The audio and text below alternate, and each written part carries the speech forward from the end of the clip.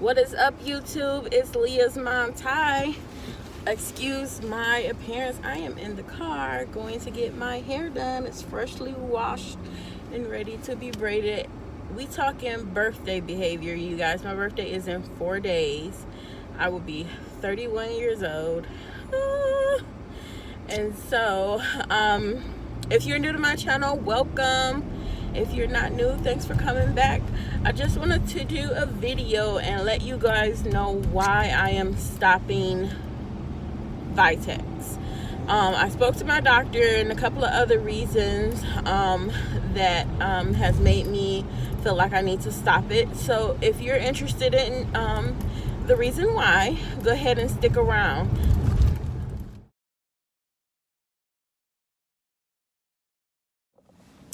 Okay, I'm back. So this is the finished product. This is my birthday look. As if you guys have been following me for a while, you know I am not like a makeup person, but I want to try. That's another one of my 2019 goals, is to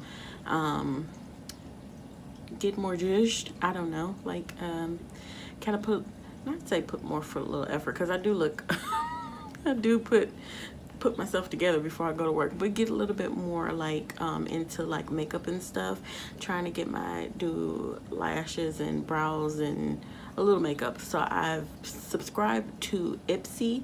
I'll get my first package in February, so I will be doing a tutorial on there. And if anybody knows any good makeup artists or YouTubers that do beginners makeup, because some of these people be doing makeup and they'll be like, oh, it's super easy, just do this, and then boom, like I done missed the whole thing. I don't understand what happened. It's not slow, it's very just do this and they're fine. I want to know, like, step by step, how do you do this and that, like brows and like I'm not ready for contour and stuff like that, but maybe some shadow. And you know, if you know any good ones, link them or tag them down below, put them down below, and I'll take a look at them. But what you came here for is to know, why am I stopping Vitex? So there's a couple of reasons. If you're new to my channel, I'm going to give you a quick backstory. I have a problem with ovulation. I have PCOS, and so usually I have super long cycles. Now, my last cycle I did with Vitex. I ovulated, I think cycle day 28. I got a positive OPK. Temperatures were not as high, so I don't know if that means my progesterone was low or what, but when I ovulate on a medicated cycle, my temps are usually high, really high. I don't have any problems with my progesterone. Usually have really high levels, and I can tell by my temperature, which is usually like in a 98.4s. Whereas with this ovulation, my last cycle, it was like 98.10, 15, 20. 20 was the highest, 98.20 was the highest that it went. And I know that's not, like, a huge thing, especially since I don't know what the numbers were. I did not go to the RE because I was doing non-medicated cycle. But this cycle came around, and I am currently on cycle day 35, and I haven't ovulated yet. So I went to go see my doctor, which brings me to the real reason why I'm stopping the Vitex. She gave me some really great advice, but the issue that I'm having is that I'm having mid-cycle bleeding. Not bleeding, spotting, because it's not a flow, it's not a letdown. Sorry, TMI. It's just a little bit of brown spotting every time I wipe, all day, consistently, on and off. Now, the very first time I started this was when I was on Femera. It was 5 days DPO, and I was like kind of happy, like getting like, oh snap, y'all. I thought that was implantation bleeding, but 10 days later I knew it wasn't. and I spotted for 10 days on and off, brown, red, pink. It was a varying shade. Again, it was not a letdown. It was just wiping. So I knew that was not normal. So I thought it was the Femera. I was told, my doctor said, I'm not doing Femera anymore. I will go back to Clomid. Even though I got a lot less side effects with Femera, I was like, I'm not going to do this. I already have enough problems. I don't need mid-cycle bleeding. So the next cycle, which was non-medicated with Vitex, I did spot again. And so I was racking my brain, like, what am I doing that's making me spot? Like, I don't understand. And this was a lot shorter. I only spotted for about 3 days, 2 to 3 days. And the only thing that I can think of was that I was doing the castor oil packs. So I was like, okay, I can't do castor oil packs. So that must be what it is, because I did castor oil packs last month when I did the Femera, and I did it this month when I didn't take Femera. So it must be the castor oil packs. So I was like, I'm gonna stop that. Well, this cycle 2 of using Vitex, I started to spot again, mid-cycle for me. It was cycle day, I think 20. I'm on cycle day 35. I'm losing count now. I can't be sure, but it was in the 20s somewhere. I started to spot, and it was for 4 days, spotting all day, brown, and so my doctor is like, of course you want to rule out all the things that they, say could be involved with mid-cycle bleeding, which is like cancer, STDs, and I ain't got none of that. So, she was like, okay, we need to do another DNC. I did a DNC a month before I got pregnant with my daughter, Leah, because I had abnormal uterine bleeding then also. And that, at that time, I had it where I was staying on my period for months at a time. And I would have to get admitted to the hospital and get a Premarin drip for the bleeding to stop. And so that's why I got the DNC this time. But this time it's the complete opposite. When I have my periods, 3 days, 4 days, I sail through them perfectly fine. But fast forward mid-cycle, I'm starting spotting or bleeding again. Well, not bleeding, but spotting, which is not normal. So she's like, we should do another DNC, because when I did my first DNC, she found polyps. So, but at the time she said polyps can't deter you from getting pregnant. So she's like, this is not anything to be concerned about. Polyps do grow back, and they very, very rarely are cancerous. So she wants to do a histoscopy and DNC. And a hysteroscopy, I think I might be saying that right. If not, I'm gonna put the word down there. Where it is, they take a histoscope, and it's just like a long wand with a light and a camera on it, and they put it up your vagina and through your cervix, and they when they have a DNC with it, this just lets them look around to see if they see anything that's abnormal or doesn't look like it's supposed to be there. And then they do the DNC, which stands for dilation and cartilage, which means they're going to dilate your cervix, dilate your cervix and uterus, and then kind of scrape around.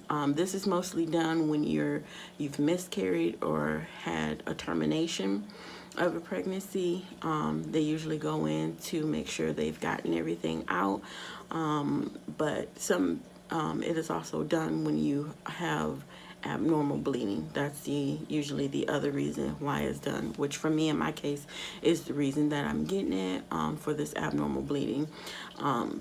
Usually a lot of doctors do not like to do this procedure when you are trying to conceive, because a more heavy-handed doctor could maybe scrape too deeply, cause cause scar tissue or do something that could harm the chances of you getting pregnant.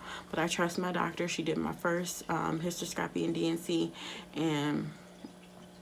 and it went perfectly fine. She also told me, she was like, I'm not going to go in there and I'm not going deep. I'm just going to lightly scrape the top, and if and that usually, and it could also be considered a scratch, which they do uterine scratches in, like you can do them in a doctor's office and not actually have to go and get sedated and do this in there, but of course it's kind of like maybe just a smidge deeper than a scratch, and they actually just go around the whole uterus and scrape off like maybe the very top layer of the endometrium. So me and her talked, and she said like I should go ahead and stop the Vitex because I will be going back on the Clomid, and of course she says because she's not familiar with Vitex and its side effects, she doesn't think I should be on both at the same time. But because I did ovulate the very first time I was took the very first cycle I took Vitex, she thinks it's okay if I want to do the Clomid for about 4 to 5 months, and if I'm not pregnant by the end of that 4 or 5 months, take a break, because you cannot be on Clomid on an extended period of time, because it does cause the lining of your uterus to thin considerably, and a few other things that can go wrong, like I think it's uterine cancer or something like that. I'm not really sure, but there is side effects, and your doctor usually tells you about them. But there's so many of them, like you kind of forget them. But essentially, it's all that to say, don't take it for a long time because it's bad. So I think I will go back on it if I'm not pregnant by June. It is currently January, and so I will be gearing up to do this hysteroscopy and DNC on February 4th. Today is January 28th. So it is next Monday. Today is Monday, and it is next Monday, my procedure. So I will take you guys along and let you know my experience and everything, so that my video will be a little bit late. Like this one was a little bit late this week. This one next week will be exactly 1 week, because I'll try to get it out, and at the very latest it'll be edited and out the next day. So at the latest it'll be out by the 5th of February. But yeah, so that's it. That is the reason why I'm stopping Vitex. I did not ovulate the second round. The second cycle was anovulatory. I'm currently cycle day 35, and there has been no signs. I stopped taking OPKs around cycle day like 29, 28 or something like that, because it was getting so close to the DNC, and I'm just like, okay, this is not happening. But I did continue to do the basal body temperature, which has confirmed that I have not ovulated as of yet. And I also have the feels, and I knew that it wasn't going to happen anyway, because a lot of you TTCers know, trying to conceive moms know that you feel when you're about to ovulate, especially when you know your body. I have not been having the not as frequent as I would as if I was going to ovulate. They're a lot like closer together.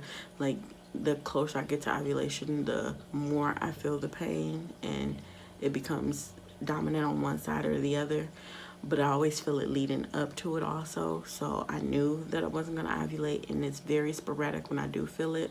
So I know that the follicles are growing. It's just, again, my luteinizing hormone I don't release, or it doesn't build up or whatever. So I'm not going to worry about it, because I'm hoping that this hysteroscopy is going to be the reset button like it was last time when I got pregnant with Leah. So I'm asking for prayers and any kind of information that you got. Have any of you had the DNC hysteroscopy and gotten pregnant, or just had it in general? What was your experience? Was it good?